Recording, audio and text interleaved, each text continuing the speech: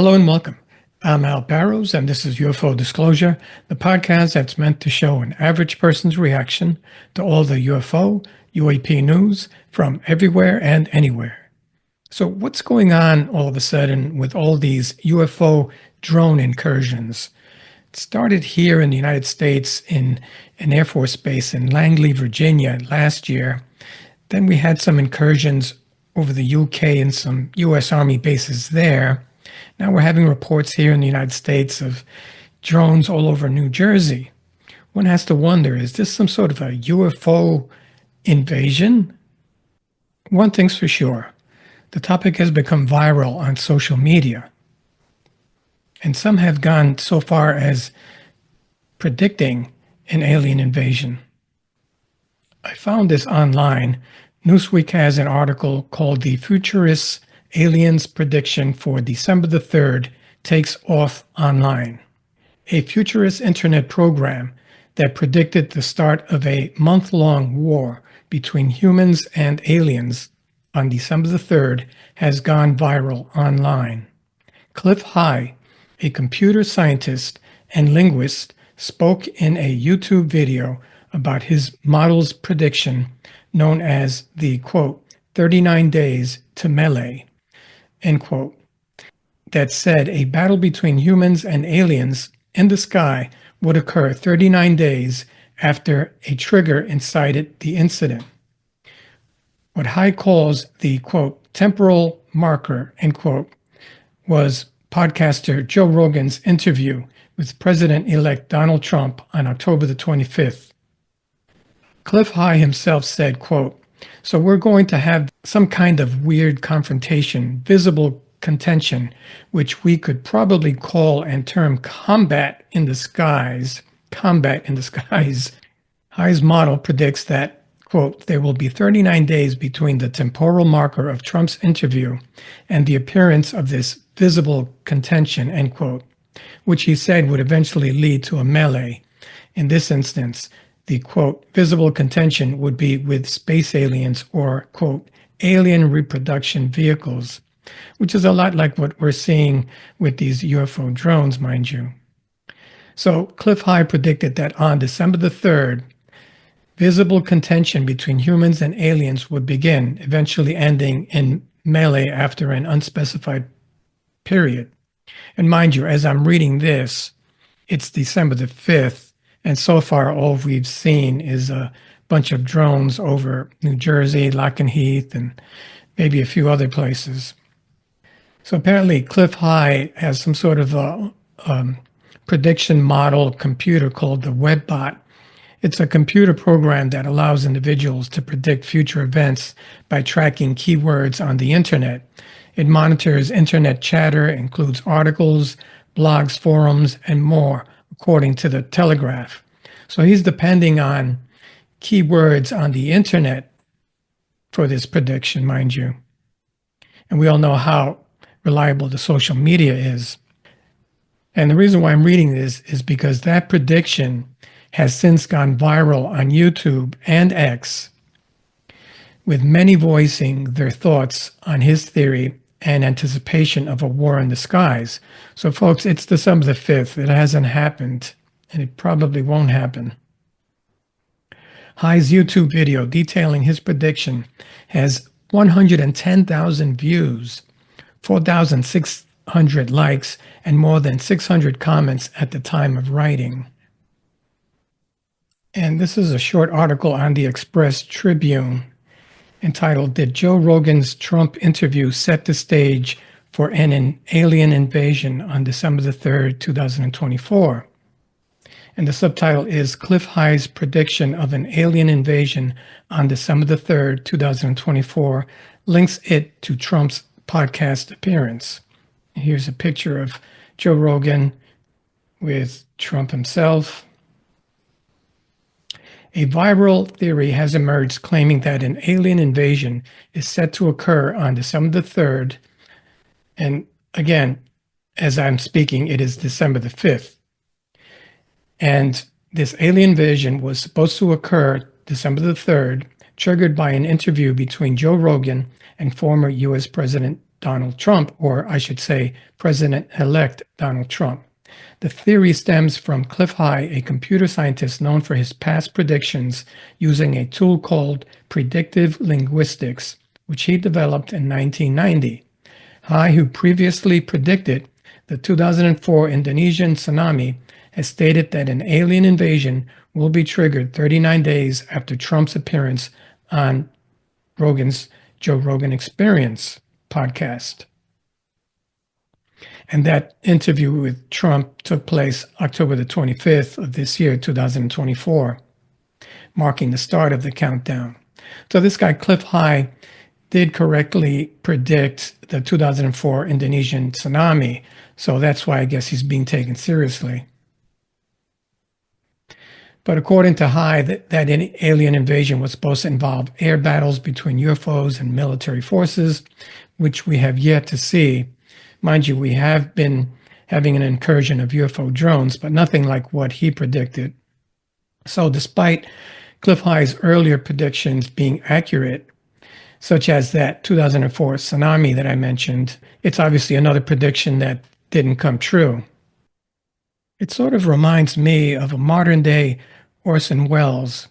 Back in the day, Orson Welles, as many of you know, had a radio broadcast in 1938 where he broadcast an alien invasion, and a lot of people took him seriously.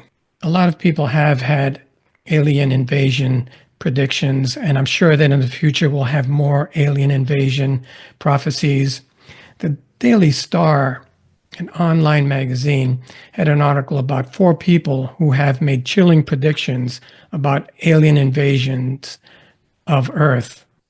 And it starts out by saying, history is full of prophets, psychics, soothsayers who have come up with all kinds of predictions about the future. One lingering prophecy that has been around for hundreds of years is that of an alien invasion of our planet.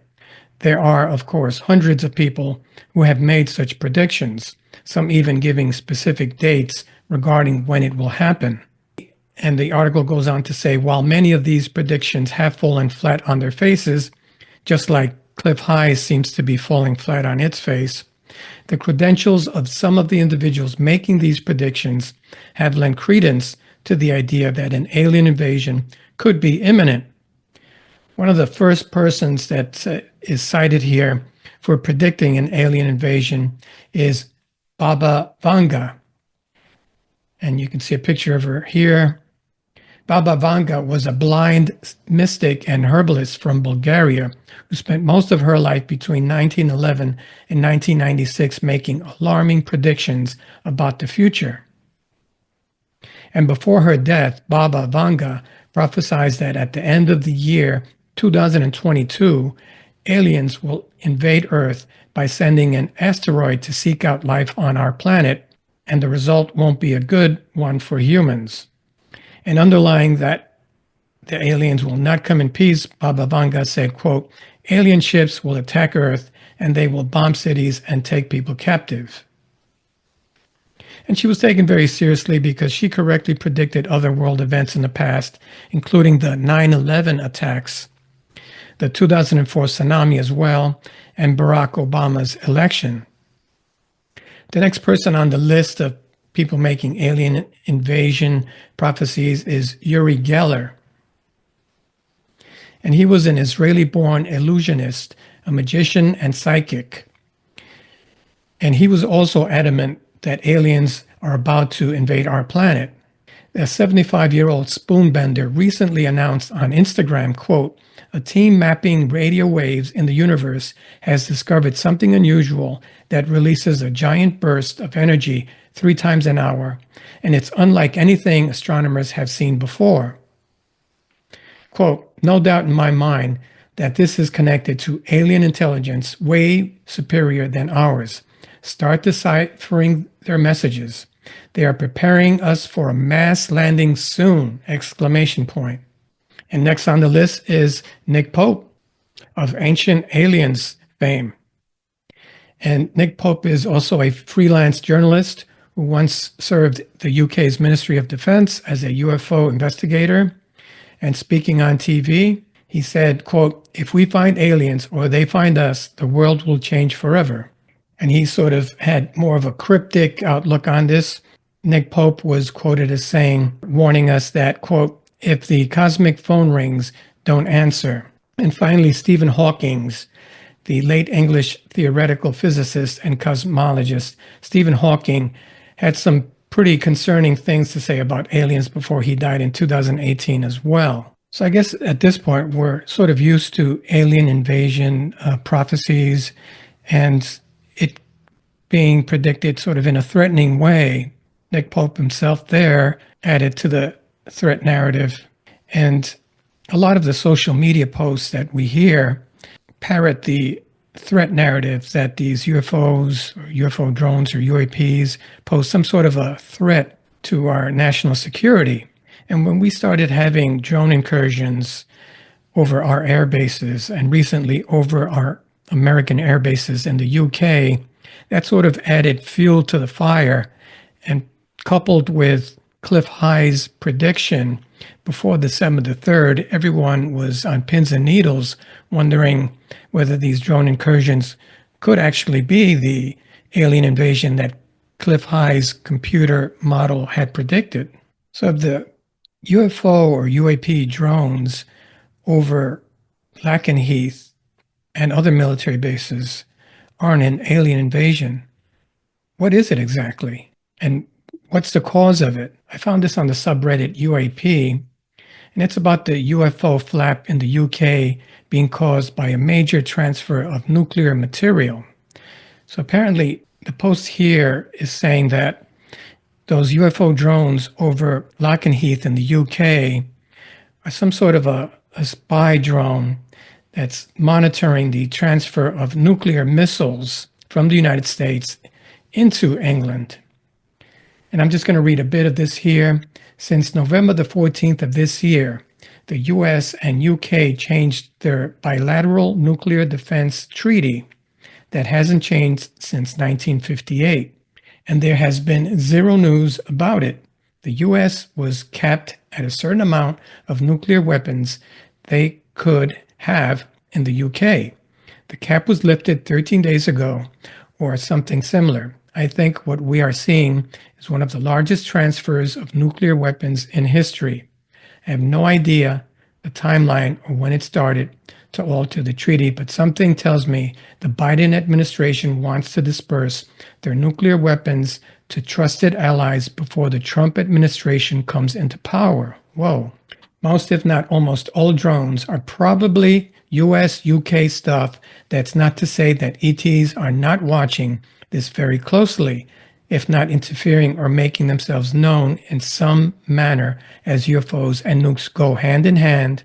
And it's also possible that some of the activity is Russian and Chinese actors using their own drones to try and surveil this massive movement of nuclear weapons. That is why the U.S. military spokesman said, quote, "We don't know where or who they are. We know they are no harm," end quote. He will obfuscate the truth completely in the first part of the sentence, but will tell the truth in the last part. And it explains why the US and UK are not reacting to the apparent threat because it's their own gear. I guess that makes sense. Russia and the US mutually do not want this transfer and policy change to be broadcast openly. Putin would be forced to escalate to not appear weak in front of his country, and he has limited options at this point. The US doesn't need to broadcast this either, as it would be seen as saber rattling, and the effect is to strengthen the UK. Russia will know about the transfer, and the US wants Russia to know that going forward, even if the US were to completely capitulate to Russia, the UK will have enough weapons to mutually assure destruction. Okay, and here's famous journalist Christopher Sharp confirming what was just said, that U.S. Air Force Base drones incursions in the UK are a national emergency. Quote, RAF Lakenheath has been prepared to receive nuclear weapons from the USA. The rumor is those may now be deployed at the base. Let's take a listen to his interview here. And I believe this is the podcast Redacted. Why have they not shot any of them down? So you're telling me that, according to your sources at the Ministry of Defense, that this is considered a national emergency in England right now? So I can only speak insofar as my opinion, but I have a very strong opinion that the teams as well at another RAF base, which is operated by the US Air Force, named but a different geographic location. But yeah, this is a crazy situation we find ourselves in. One of the bases that has been most impacted is RAF Lakenheath. Interestingly, RAF Lakenheath has been prepared to receive nuclear weapons from the USA, and the rumor is that those may now be deployed at the base, which, if true, it makes the situation even more concerning. Okay, so that was Christopher Sharp, the editor-in-chief of Liberation Times, confirming that the reason why UFO drones are flying over the Royal Air Force Base in Lakenheath, England, is because nuclear weapons are being transferred from the U.S. to Lakenheath in England. And that interview took place on the podcast Redacted. So no alien invasion. If there are aliens, they're just keeping an eye on that nuclear missile transfer. Okay, so we might know why the UFO drones are there over Lakenheath, but are they our drones or are they ET drones? What's the difference? And can our drones do what these drones are reported to do? Stay up in the air for up to 14 hours, move at incredible speeds? I found this post on the subreddit UFOs, and it's entitled "The Current State of Commercial Drone Technology." And apparently it's a lot more than what we think it is. And the post starts out by saying, "I think it's important for everyone to understand what the current capabilities are of commercially available drones. I don't want to conflate drones and UAPs or feed into that narrative, but we as a community need to understand what current drones are capable of so we can be more confident in our assessments." And the main takeaways of the video that he's presenting here are flight times of 14 hours. 14 hours, folks. Most people don't realize that commercial drones can be up there for 14 hours at a time. In addition, remote operations using a variety of means in excess of 5,000 kilometers from the drone. That's incredible. These performance figures are downright shocking, but they are the current cutting edge.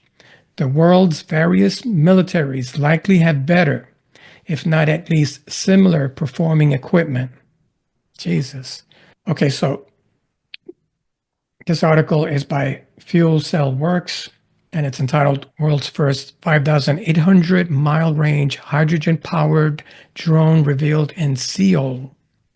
Here's a picture of it. It's a hydrogen-powered drone that can fly up to 14 hours and features radio frequency and LTE/5G communication system. Seoul, South Korea, Hogreen Air, a local firm in South Korea, has unveiled a high-speed, long-range hydrogen fuel cell drone at the H2 Mobility Energy Environment Technology Conference being held in Seoul from September 25th to the 27th. Okay, so a couple of months ago. The company developed this long-duration surveillance and reconnaissance hydrogen unmanned aerial vehicle, or UAV, for various mission execution. The drone utilizes hydrogen, either in gas or liquid form. It has a 5,800-mile remote operation. The hydrogen drone can fly up to 14 hours. It features radio frequency and LTE/5G communication system. What differentiates this drone from traditional drones is its range of operation.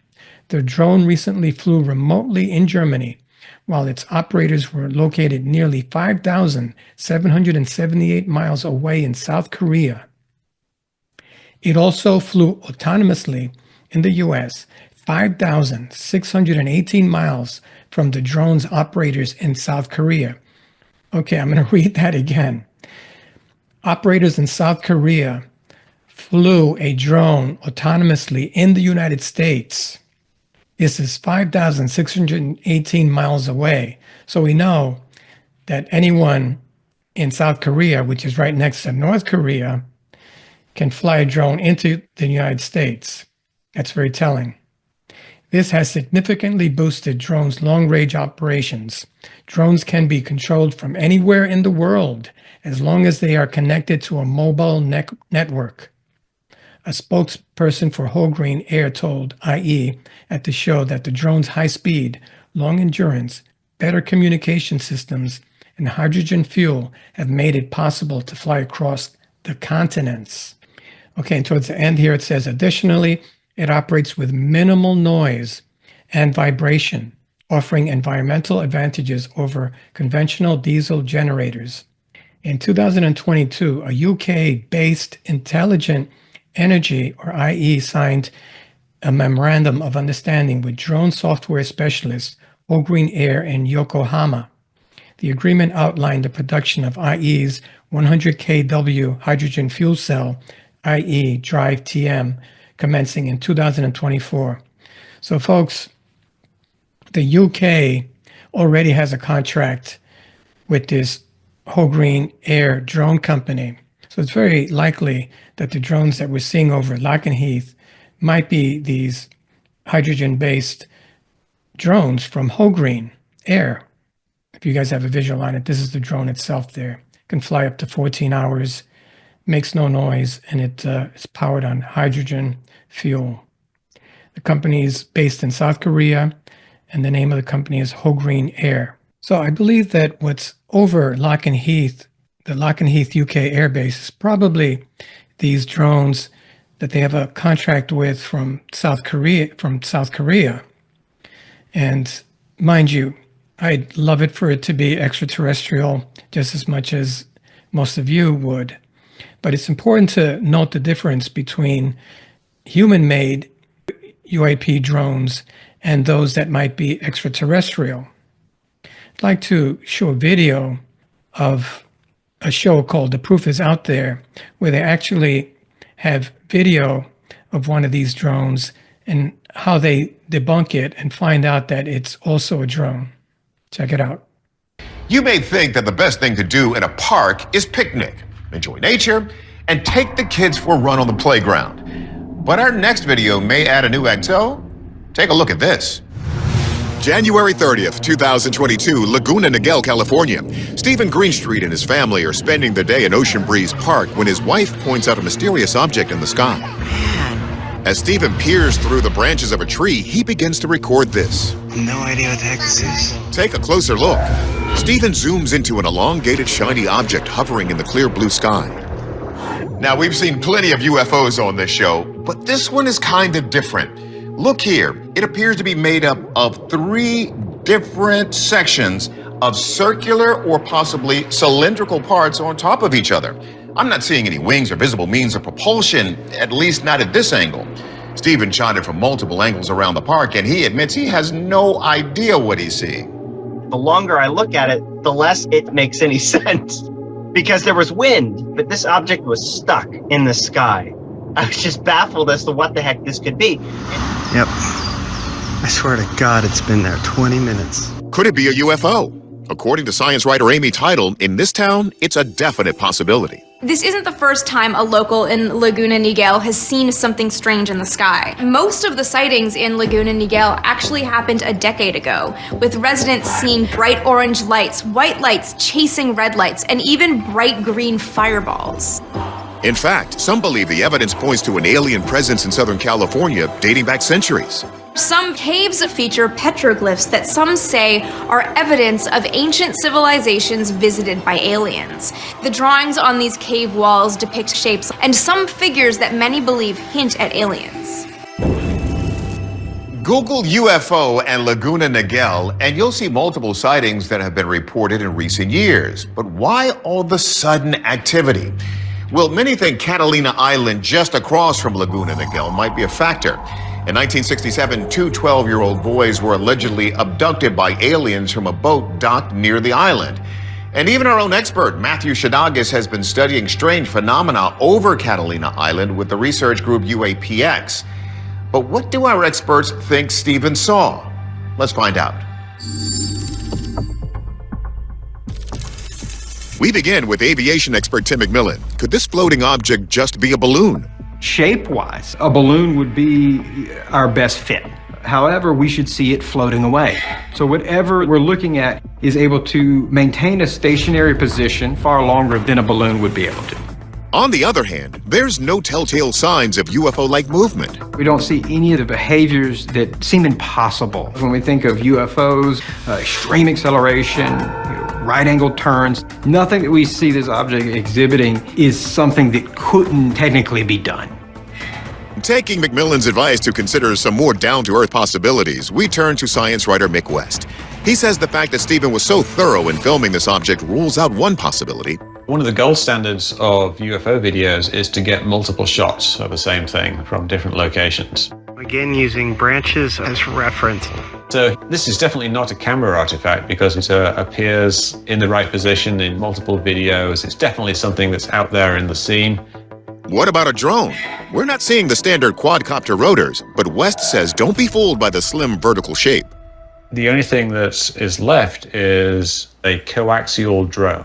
Now, a coaxial drone is a drone where all the propellers are in line, one above the other. Some of them look like vertical cylinders.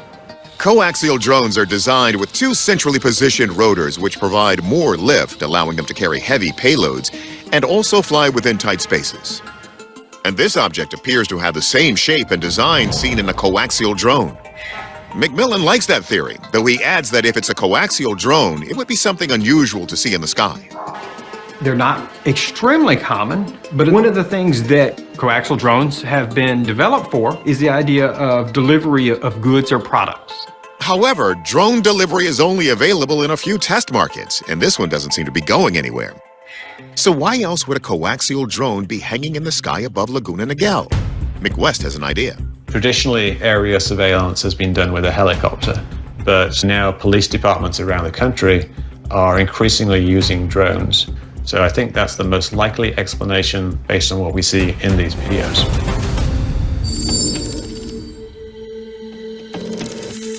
Our verdict? We think this is likely a coaxial drone. Not only do the police use them to surveil, but fire departments often use them to aid in wildfire prevention. Okay, so the proof is out there, debunked that as being a coaxial drone.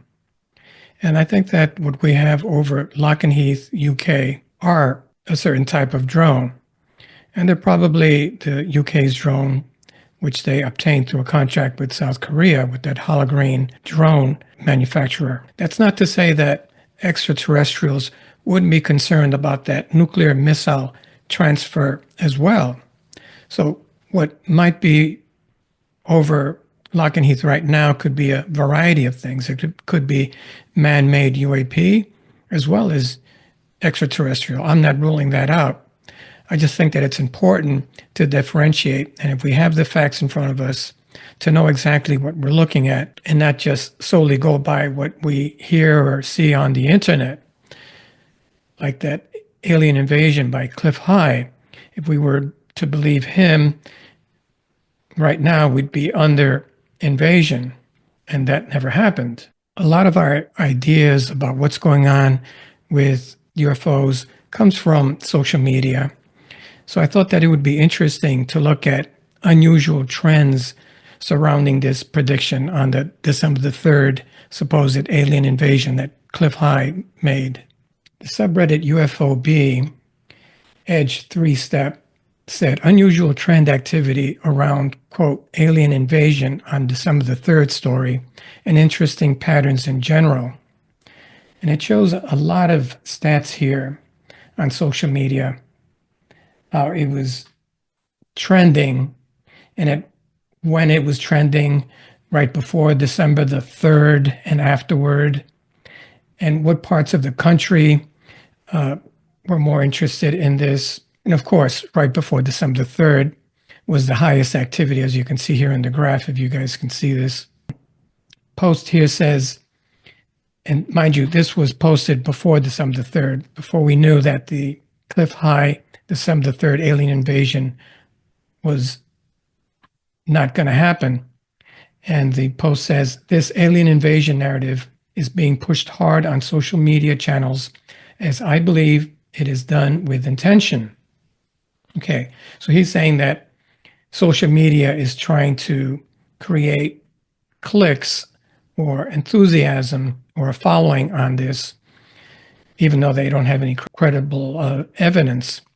It says here, you can see the buildup, then rapid deflating. And the post says, not accusing, but if I were trying to control the narrative, signal boosting, a guy prophesizing an alien invasion would sound like one hell of an opportunity to get public interest. And it was. Then when he can't deliver, pushing nothing burger posts is a super easy win for deflating the interest. Bonus points for also switching the narrative to, quote, drones instead of UAP in this process. Slick. And I agree. Towards the end, the post says nobody in any official public capacity is giving it to us straight or telling us the truth. At this point, even if they did, would anyone believe? While we can't just force the truth out, we can be clever with resources and data to trim away non-truth to slowly bring ourselves closer.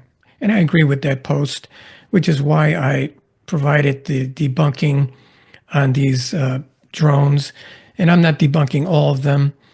I just believe that some of these drones that we're seeing over the skies now have to be some commercial drones that are really advanced.